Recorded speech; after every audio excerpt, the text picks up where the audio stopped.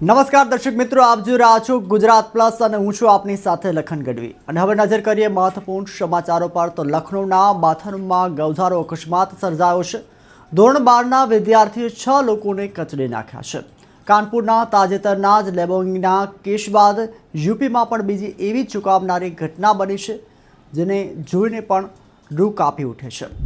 લખનૌના બાથરા વિસ્તારમાં ગુરુવારે સાંજે એક દુઃખદ અકસ્માત સર્જાયો છે, જેમાં ધોરણ 12માં ધોરણના એક વિદ્યાર્થીએ પોતાની કાર લાવીને ઓટો રિક્ષા અને રસ્તા પર ઊભેલા પગપાળા લોકોને ટક્કર મારી છે, જેના પરિણામે 6 વર્ષના નાનકડા બાળકનું પણ મોત થયું અને 5 અન્ય લોકો પણ ઘાયલ થયા છે।